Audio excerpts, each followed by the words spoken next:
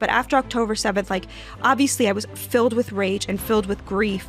But like a few months in, this euphoria took over. I had never felt that the question at stake, the global question, was so clear of good versus evil. And I don't think I will ever feel that experience again. But it was incredible to feel like we are looking at good versus evil. And it is so obvious and so clear, you know, what the right thing here is. And so I think that people ask me a lot, conservatives ask me a lot, like in a very pained way, you know, working class Americans and Republicans, they'll say to me, Batya, why are so many Jews Democrats? Because they love Jews and they hate Democrats, and it pains them. And I say to them, you know why? Why is anyone a Democrat? Because they went to college. I look there. Hi, everyone, and welcome to the Western Spirit. Today, we're in New York, so it's different than usual. Usually, I'm in my living room. Today, we're in the studio.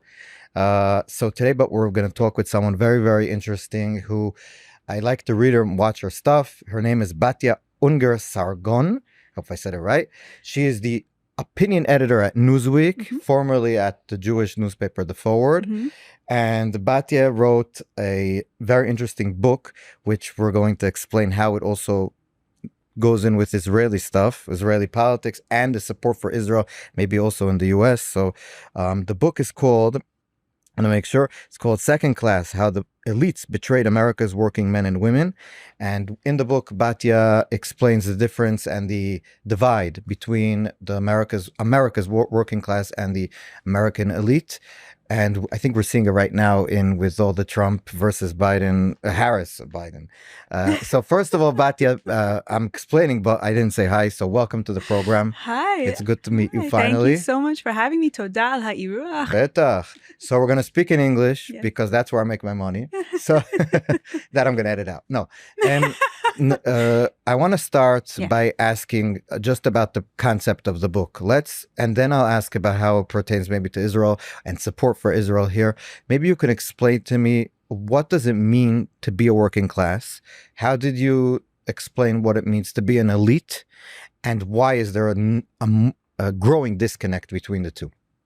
So the thesis of the book is that there's a very big class divide in America, a country that we like to think of as a classless society, which it is not anymore, and that the sort of left-right divide that gets all the attention is really a smokescreen for the class divide. Welcome to the club. Exactly. Yeah. In which you have a sort of top 20%, a credentialed elite that is now controlling over 50% of the GDP, which used to belong to the middle class. And meanwhile, people without a college degree, despite working full time and indeed working much harder than people in the elites, are now struggling to achieve the American dream, the most modest version of a stable existence for themselves and their children. And so we have this sort of inverted pyramid. And I argue in the book that this is not just totally amoral, immoral, and a disaster from a sort of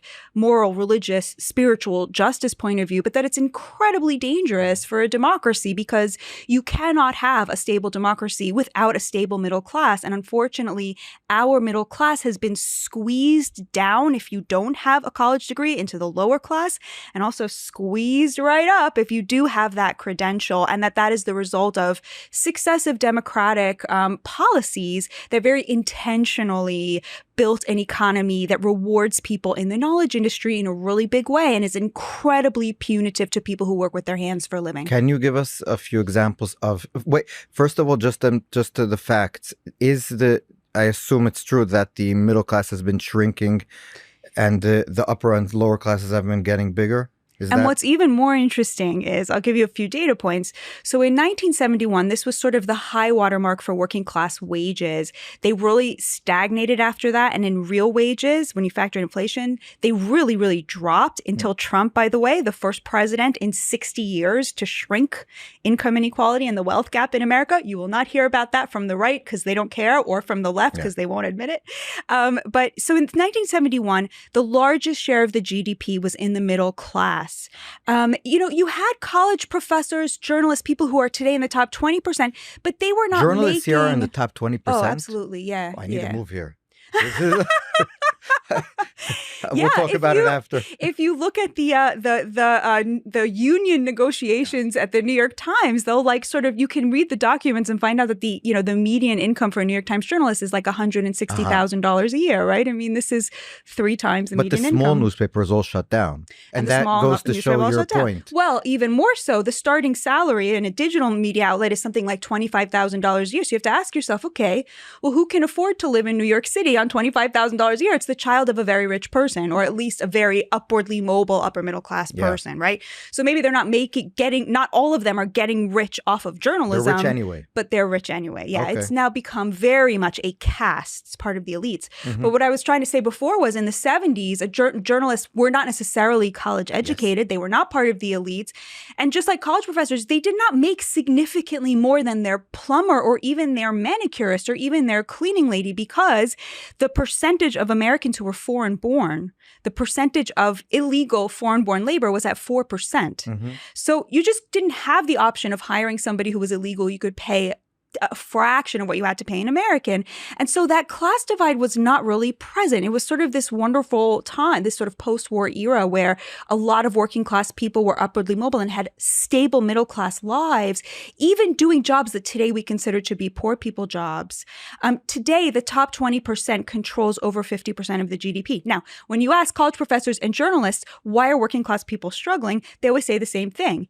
The billionaires, the 1%, they are hoarding the American dream. There's been an upward transfer of wealth by corporations to the 1%. And the funny thing is that is actually nonsense. If you look at the share of the GDP controlled by the 1% today and you compare it to 1971, it's not exactly the same. It's grown a little bit, but it has not grown significantly. Yeah. What has grown significantly is that credentialed elite, people in the professional managerial class, people with multiple degrees who work in the knowledge industry and professions. So those are the facts. What about, so you said that there was successive Democratic policies that made this happen. Can you give us, so you mentioned illegal immigration.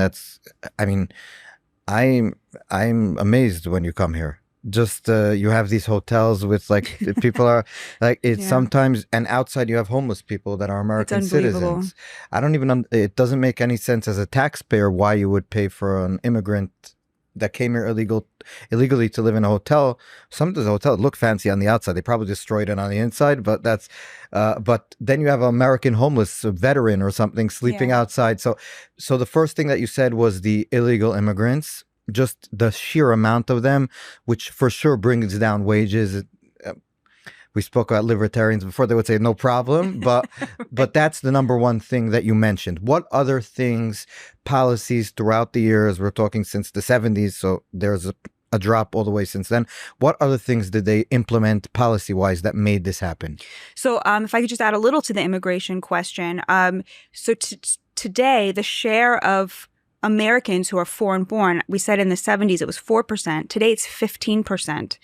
The last time it was close to, this is a record high, the last time it came close, 14%, was the Gilded Age, right? A time in America that was characterized by obscene wealth inequality, which is again what we have today. 20s? It was like the 1890s through the 1915s, something like that, to the war, right? And it just characterized by obscene wealth inequality. And it's so funny because the left they love to portray themselves as the heroes of social justice, the believers in shrinking wealth inequality, but they are actually the rich now. So 65% of Americans, 65% of Americans who make more than $500,000 a year today are Democrats. And 9 of the 10 richest counties in America, Democrats. 97% of donations from Silicon Valley, Democrats. 96% of journalists who donate to Democrats. Okay, so we've had this total realignment politically, right? As well as intellectually. And you see how their language of social justice feels sorry for the immigrants, right? Why can't we welcome in the refugees? Immigrants are welcome here, right? This is masking the fact that they are obscenely obscenely wealthy and have overseen this dramatic upward transfer of wealth from their working class neighbors into their own pockets. Let me explain to you why it makes sense for taxpayers in New York to pay for hotels for illegal immigrants. Why does that make sense, right? It's a really good question. Why do liberals love higher taxes, right? I'll tell you why. It is an indulgence. They are so much richer than working class people. Sure. They're happy. They love higher taxes because it hides what's actually going on, which is they're lining their pockets with the proceeds of their policies in the name of social justice. They bring in these immigrants, and what happens is these immigrants at some point, I mean, a lot of them are living off the dole, but a lot of them are working. Mm-hmm. A lot of them are working in meat packing. Do you know that meat packing used to be the job to have in the 70s? The conditions were amazing. The hours were amazing. The benefits were amazing. The retirement was amazing. The wages were amazing. It is now populated almost entirely by 16-year-old cartel slaves. These are people enslaved to the cartels. Who don't make any salary basically at all. Basically, A living, at all, just to like right? get by basically. So if you're a rich person, right, you now are paying think about how much a manicure costs today. $20, I don't know, 15, but I don't know how much they pay for it, but it's nothing, right? You are paying slave wages every time you go to a restaurant, every time you get a service, every time you hire a nanny for your children so you can go to your job and make $250,000, $500,000 a year, right? Overall, you are still making bank while paying for those hotels for those migrants, right? You're happy to put them up because that is your slave caste. And that's effectively what's happened. Okay, so we talked about immigration, opening the border. By the way, bipartisan support for that until Trump. Yeah. So that was not necessarily only Democrats. We remember in the Bush years, the immigration, amnesty, Reagan gave amnesty. 3 million, yeah, right, so exactly. Over the years. Okay, so we have the immigration piece. Another piece of it was NAFTA, a disastrous trade deal that was signed into law by Bill Clinton. Effectively, what it did was it took 5 million working class jobs in factories that secured for their workers a middle class wage, the American dream, home ownership, retirement and dignity, adequate health care and education for your children, right? These are the ways that Americans define the American dream. And took all those jobs and shipped them to China and Mexico, where, by the way, they built up their middle class, right? You know, you talk about resentment. I have a lot of resentment about that. I mean, that is absolutely infuriating to me that we took these good jobs and so that people in our caste could have cheaper goods, right? And cheaper services, we open the border and ship the jobs overseas. And of course, that is the economy the Democrats fantasize about. What they want is for everybody here to go to college. By the way, colleges produce Democrats, right? As well as Hamas supporters. Yeah. We could talk about that in a bit, right? Yeah. So everyone goes to college and works in the knowledge industry who has a certain IQ or whatever, a certain skill set, right? Everybody who makes below, $120,000 a year will live off, universal basic income or what have you, right? Live off some version of welfare, enhanced welfare, which, as we established, they love paying that stuff, right?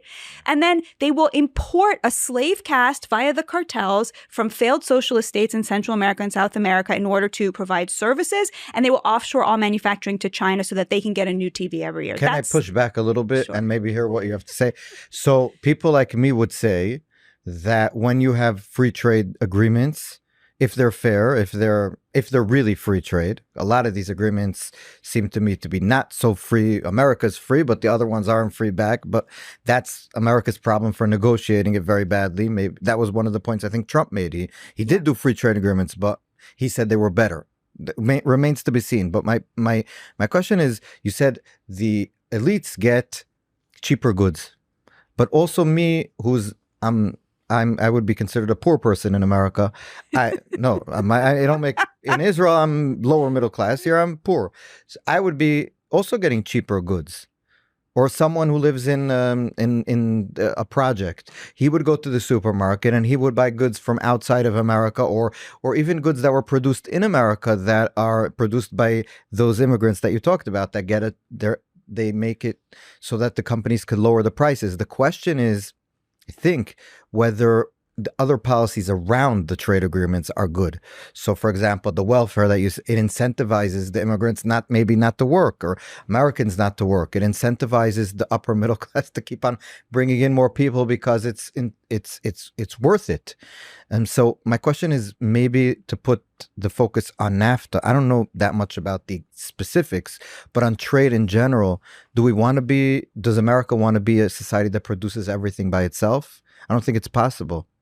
Well, this was actually a debate, in the Federalist Papers, right, between, the founders about how independent we should be, right? Obviously, energy independence, everybody wants that, right? I think what I would say, I can answer your question, but what I would say is that in a democracy, that question would be posed to working class people. Would you rather have, a new flat screen TV every year? Would you rather be able to afford a home? And that question was posed to the American people. And the working class had their say by electing Donald Trump and then trying to elect him a second time, 2020. If you look at where his base of support is, it's the working class, it's people without a degree. And so they are actually answering that question and saying, we would rather sacrifice this cheap crap from China. So we do know, I guess that you agree with my point. My point is that if we stop a lot of these trade agreements or free trade agreements, that trade agreements are not necessarily good. I think free trade is good. So if we stop them, then our trade-off would be that we would pay more for a wide variety of goods, but it's worth it because we'll get back. I'm not sure I would even agree with that. You look at, for example, the tariffs on steel and aluminum. Okay? Yeah. One of Trump's big policy achievements was he put massive tariffs on Chinese steel and aluminum. He wanted to protect those jobs. A steel job in America, men who work in steel, women, the average pay is $88,000 a year, and most of those jobs are in the South. Remember, the South has full of right-to-work states, so these are not union jobs, okay? These are jobs that just pay really well. And Trump looked at that and he said, I'm going to protect those jobs. And he slapped a 25% tariff on steel and aluminum. Now, every economist was like, how dare you? The price of the things that Americans produce with this steel and aluminum is going to skyrocket. Every economist, which is why I think they are so full of it. When people tell me economists endorse a plan, I'm like, then I know it's garbage, okay? They were like, there's no way this is going to raise the price of all of the goods.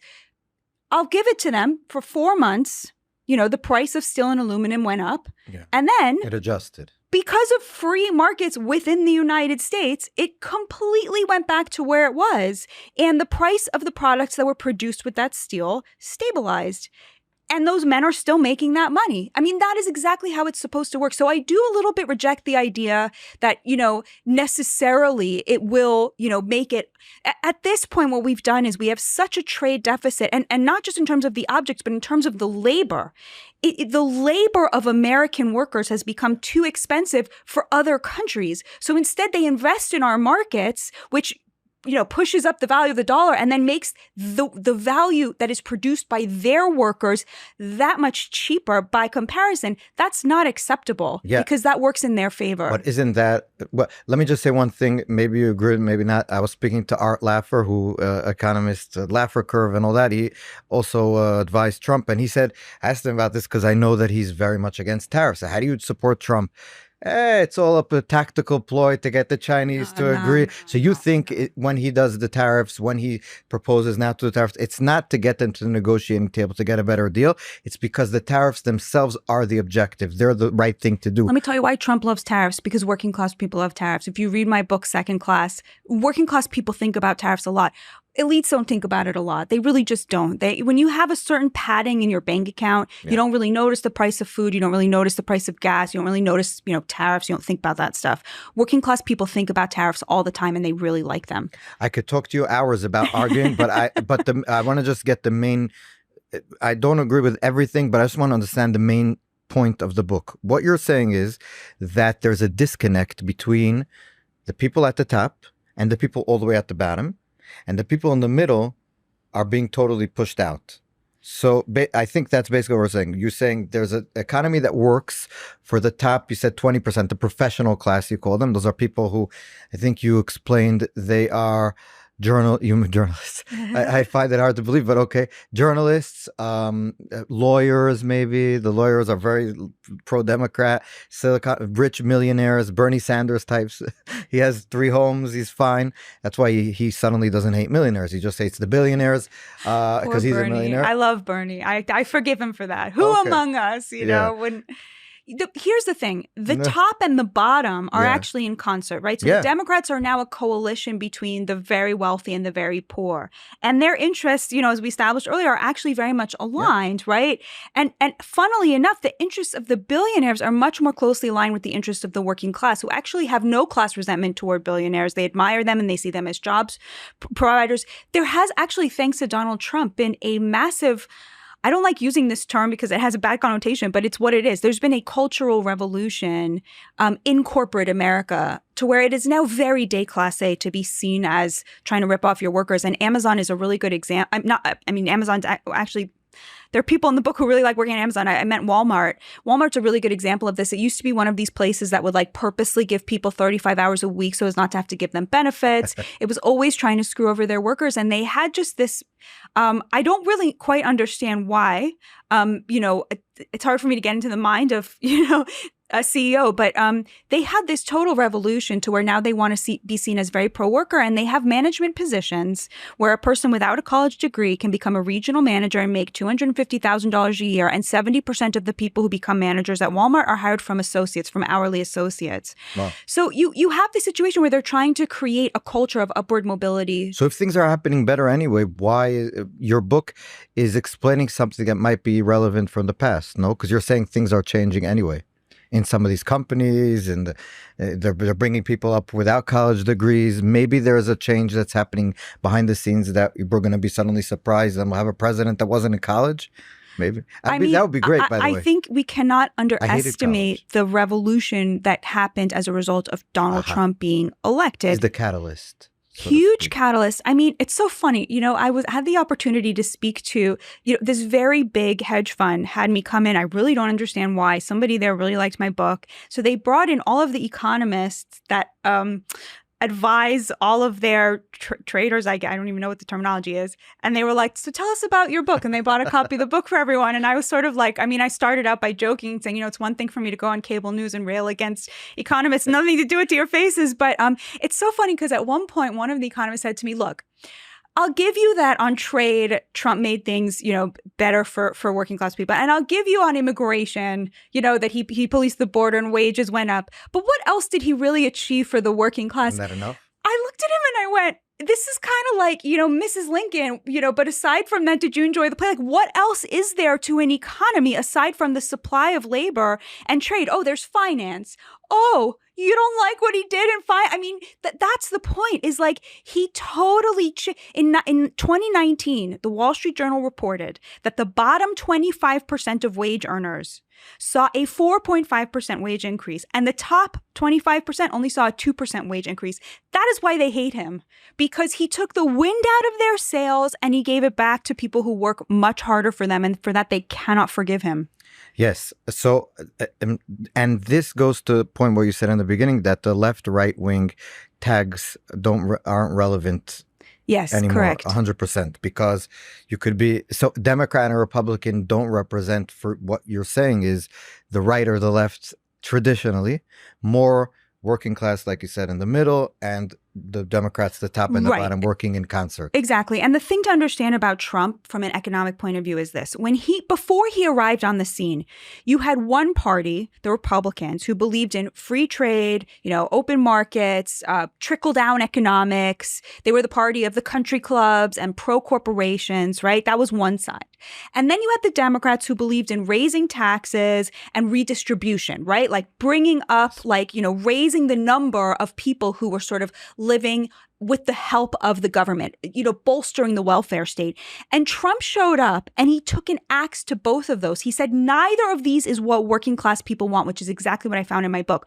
Working class people work really hard. They're insulted by the idea that they should be given housing vouchers or what have you. They want to work for their money and they want to be able to spend it in a country that respects their work and rewards them with the most modest version of the American dream. They don't want redistribution, but they also don't want the other thing. They don't don't want free trade deals that, benefit the rich at their expense. They don't want a government that sides with corporations against them.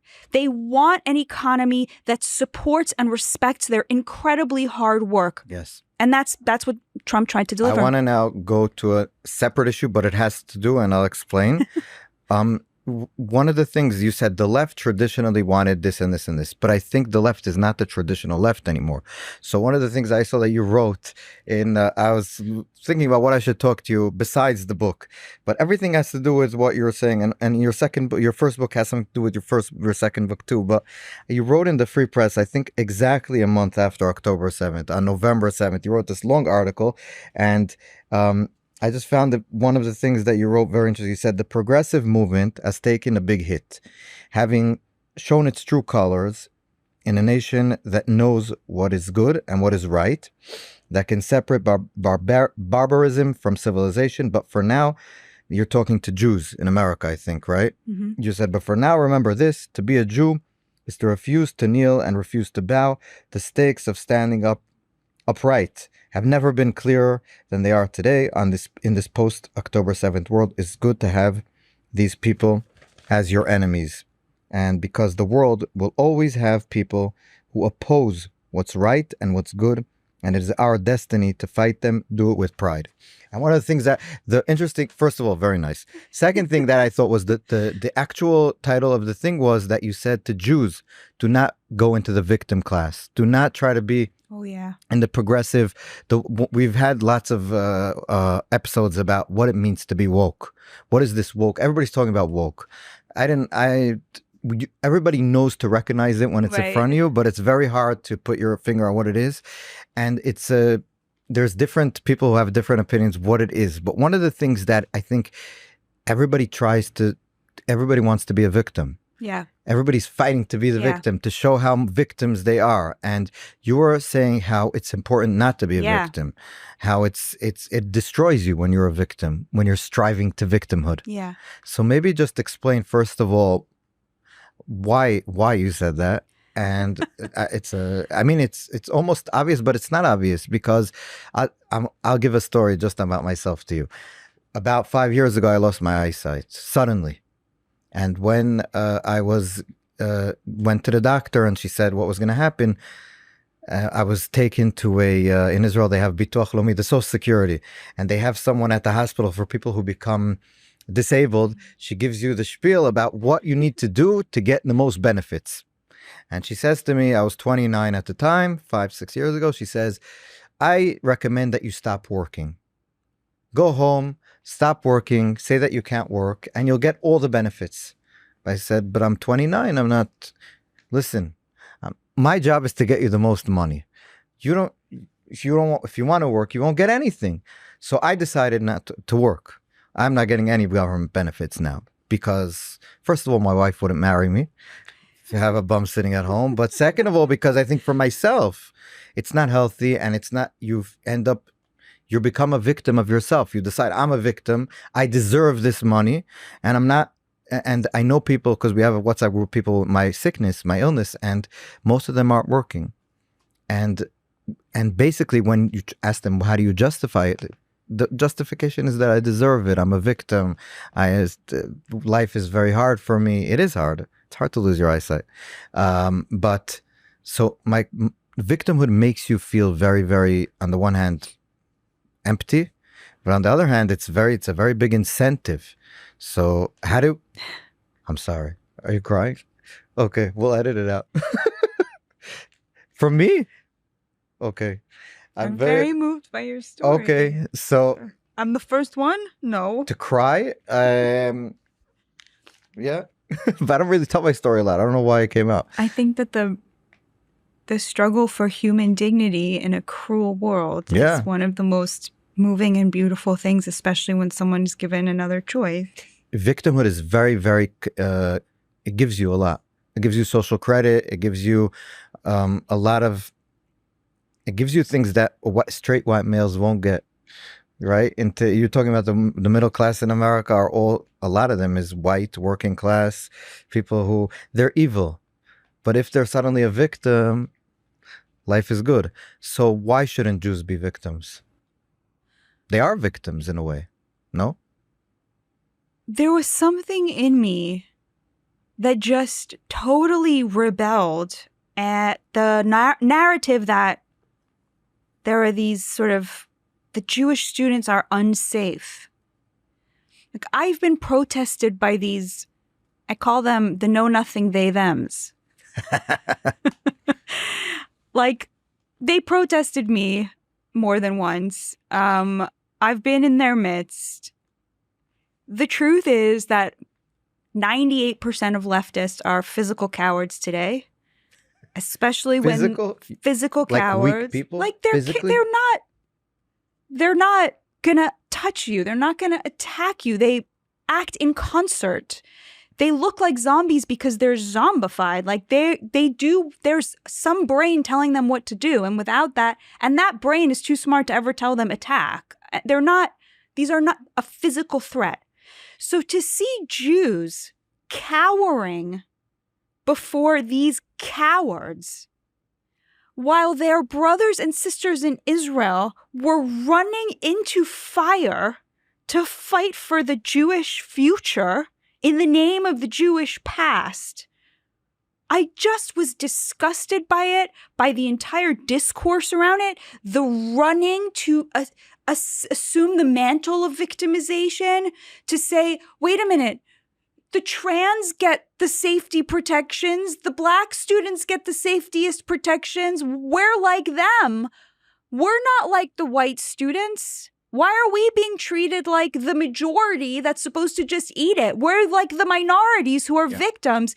I found it disgusting, and doubly so. Why? Because the reason that they thought that is because these are extremely privileged people. Like, we're talking about Harvard students, you know, like the Harvard Jewish students who are the big victims here. I found it repellent. And the reason they believe it is because they are university educated, and because for years, decades, the Jewish organizational life in America threw its lot in with the intersectional woke left. And so they had convinced themselves we're one of them, and they had participated in demonizing the white majority, in demonizing white Christian Americans, in demonizing Donald Trump's supporters, who, by the way, are the most philo-Semitic people to ever walk planet Earth. And so the Jewish community had thrown its lot in with the freaking anti-Semites, and when they realized what they had done, by the way, some of us had been warning about this for a while, only to be called racists by the very people now standing there going, my God, I can't believe these people didn't stand by us. And so for them to assume their language and demand that these people who hate them respect their victimhood, I thought that was a crime against Jewish history. But 1 second, I pretty much agree with you, but I just want to ask it from a different way. Why were they not on the intersectional ladder? Meaning, the Jews seem to be, it seems to me that Jews should be on it. Like, from the Jews' standpoint, they shouldn't go there because, first of all, I think it destroys your soul. Secondly, it's a little bit ridiculous because you've been allies with these people for years, and suddenly, for decades at this point, with the social justice people and all these types of people, and suddenly you're, we need protection from them. But why, from the standpoint of people like Judith Butler, crazy? She's crazy, but she's one of the most influential radical feminists She's of Jewish, today. by the way. Of course, all the First of all, she said, I just want to explain. She said pretty much, I'm pretty sure, like right after October 7th or not too long ago, she said that Hezbollah and Hamas are natural allies of the feminist movement.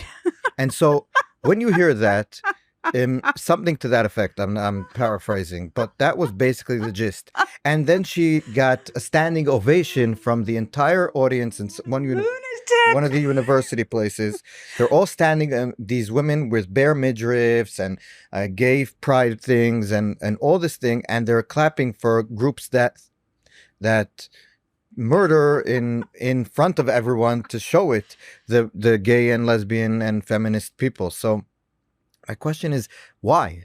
I mean, just as this could take hours, but just why do you think the Jews are so hated by the woke people? Well, there's why there's so many anti-Zionist Jews like Judith Butler, which I have a theory about that, which I'm going to share with you. It might get me canceled. And then there's why the left rejected the Jewish claim to victimhood. And it's because what wokeness is it's a mind virus in which you replace the distinction between right versus wrong with the distinction between powerful versus powerless. And then you superimpose onto that distinction of powerful versus powerless some physical attribute, whether it's skin color or genitalia or the match between your genitalia and your pronouns. It's a good description. Like whatever. That's what it is, right? Yeah. So every person if you're in the race one, every person who has darker color has no power and no agency, and thus, and this is crucial, no moral responsibilities, ergo Hamas, the victims, right? And if you are in the category they assume to be white, you have all the power and all the agency and are inherently evil. Even if you are being raped in that moment, they have to side with the rapist because it is such a totalizing worldview and they cannot think their way out of it. And so that's why the Jews were rejected, because to them, the Jews are white. And you say to them, well, the majority of Israeli Jews are not they're not white. They're people of color. I mean, they're Arab Jews. They're white right? adjacent. Exactly. They have white privilege anyway because they're part of it's like a circular It's like logic. the Asians in America because they're successful, so they're not minorities. That's exactly right. And they can say totally racist things about Asians, and they do, and it's horrific. About the Jews About now. the Jews, If you don't want to. No, I do. I've been waiting to try out this material for a while since this hit me. But in my first book, Bad News, I went very deep into the Great Awakening because, my argument is that in that book is that the wokeness is a smokescreen for class, right? That they developed this language around race and gender, this obsession with power and race and gender to mask the ways in which they were benefiting from income inequality. And one of the things that the sociologists found was that there was a Great Awakening effect among white liberals in America. Starting around 2015, white liberals would answer surveys on race and gender, on race, let's start with, in a more extremist way than blacks and Hispanics. Oh, for sure. For years already. Exactly. Yeah. So they became, and so they would answer questions in which they viewed race as more important, more inherent. They saw more discrimination. Like they were, the extreme, right? Yes. In my view, in their white guilt, which should have been economic guilt, but they were masking it. Okay. The other thing they found was white liberals were the only group that had higher negative in-group feeling. Most groups, white conservatives, black liberals, Hispanic conservatives, Hispanic liberals, Asians, have more positive feelings for their own group than other groups. It's like the most, it's a biological imperative. It's a racist thing. Batya. I know, right? White liberals are the only group that don't like their own in-group. They have more negative feelings towards their own in-group than towards other groups, right? They have managed through their ideology is so strong. Like the mind virus is so powerful, it overcame the biological imperative. We see that, by the way, with now with all this DEI thing. Well, you have this workshop, and the whole workshop is these companies pay millions of dollars, and they're telling white people to let go of their whiteness.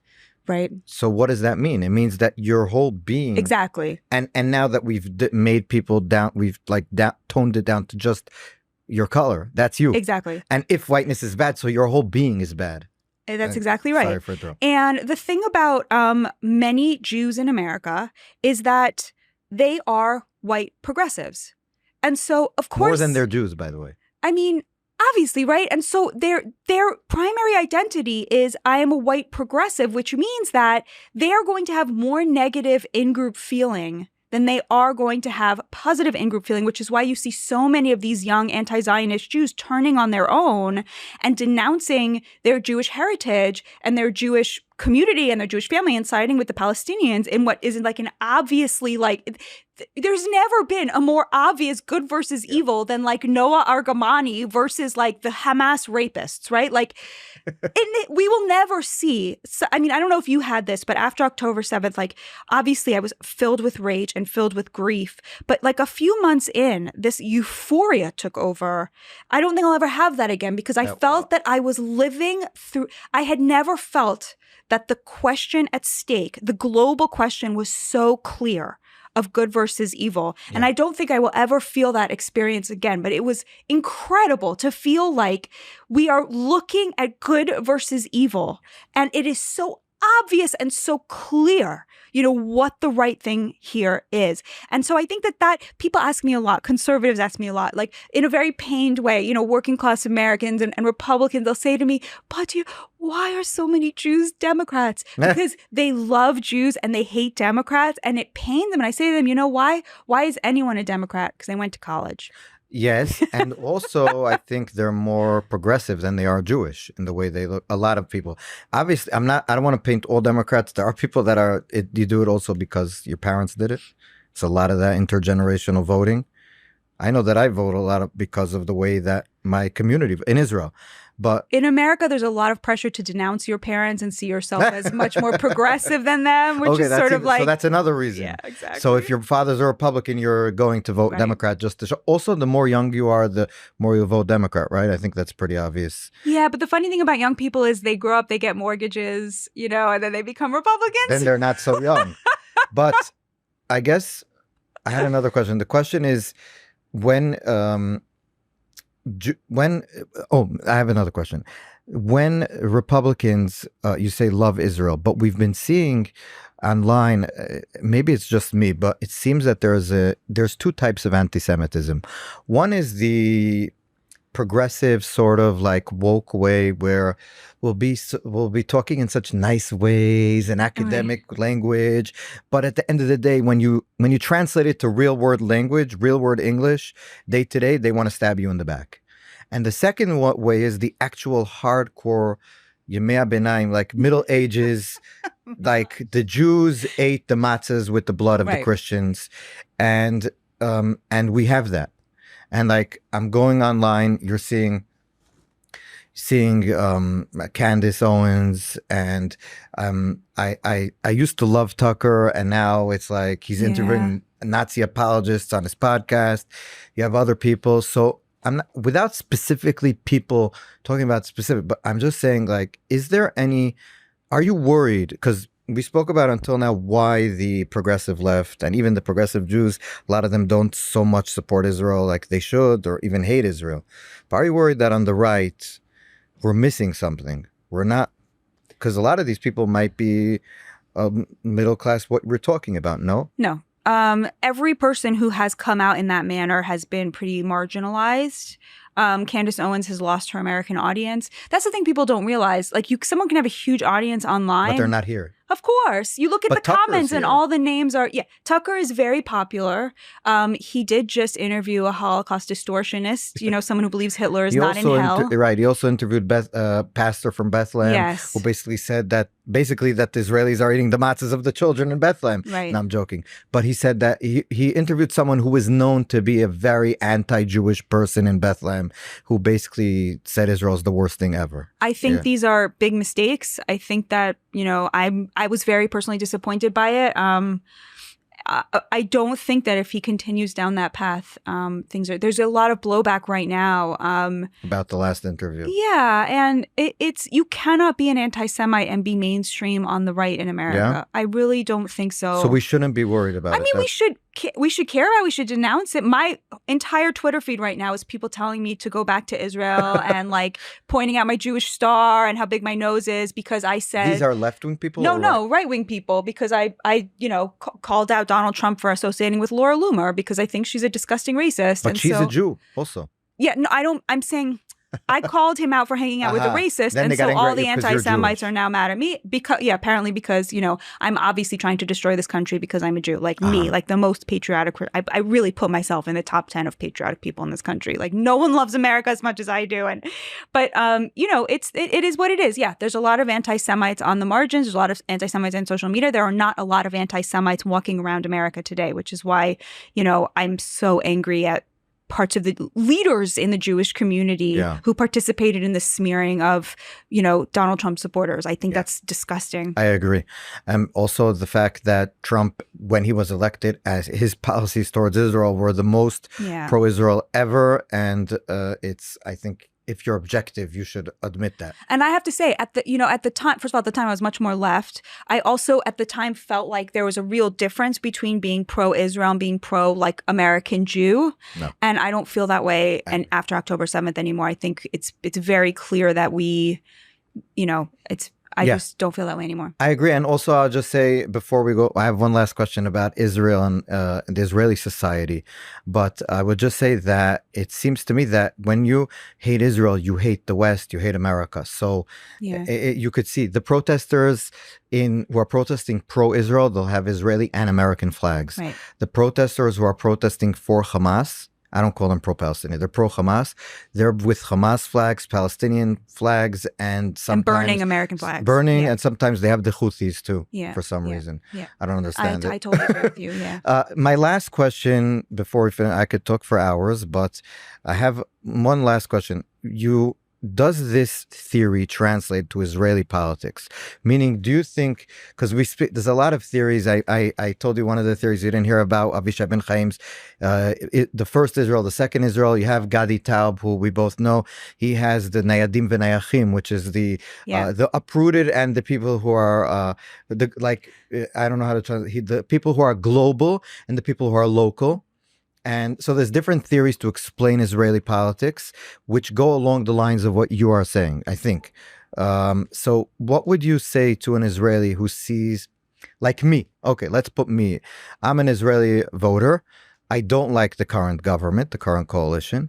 But on the other hand, I'm very hesitant about the other coalition, maybe for some of the reasons that you said, that you talk about in your book about America. But I think you could translate that to Israel. What do you have any hope for Israel in that, Israeli society? Yeah. Oh, yeah. Even with everybody hating each other and wanting to kill each other in the streets. I mean, yeah, it's, a democracy is only worth its salt if it can get through times like this. And could we get through times like this? Of course. I mean, compare it to what's happening in third world countries. It's nothing, It sometimes seems like a third world country. We have days where I live next to where Avichai Mandelblit, who's the former attorney general, right a few blocks away. And every Saturday night we still do. It became a place. So he finished his job, but the protesters continued.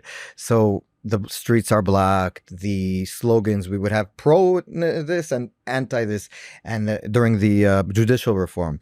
And it would be the hatred between people is something that I wrote about a lot. It has nothing to do with the judicial reform. It's zero to do with. What it has to do with is a deep fear among Israelis of the secular Ashkenazic, the people who controlled Israel sociologically for the past 80, 70 years, feel that they're losing control. And it's very, very sad when such a large group of people feels that the way of life is being threatened. They really do fear. And some of their fears I share. For example, I'm a religious person, but, I don't want to be forced to keep Shabbos. I want to keep Shabbos because I want to keep Shabbos. Things like that. So you're optimistic. That's the main thing. I mean, I'm trying to say this without crying again, but no. Last Yom Kippur, one of the main things that I prayed for was unity in the Jewish people, unity in America, unity for my country. And, 8 days later, 10 days later, there was real unity in Israel. And I felt, for the wrong reasons. There was a part of me that felt a little bit like, wow, yeah, for all the wrong reasons. But I think... you know what's really sad? Sorry for interrupting. That, what happened on Yom Kippur in Israel last year? There was in Tel Aviv. I don't know if you remember. This, yeah. There was a Jewish organization, very religious, that wanted to do Kol Nidre outside. And they're religious, so they're Orthodox. They wanted the women and men to be separate. And the secular Jews decided they wouldn't allow this to happen. And they basically went to the prayer and destroyed, stopped the prayer from happening, and there was fighting, and there was this. And then I remind you that October 7th happened on Simchat Torah, and Simchat Torah in Israel, it's 1 day. Here it's 2 days. Yeah. And because it's 1 day, they have hakafot shniyot, meaning they go and do the dancing with music and everything, and they wanted to do it. They were planning on doing it the same way, separate. There's huge protests, and people were threatening, we're going to come, we're going to destroy it. And then there wasn't a chance to do it. And then where did these people meet instead of fighting? They met inside the tank together, sitting in the tank.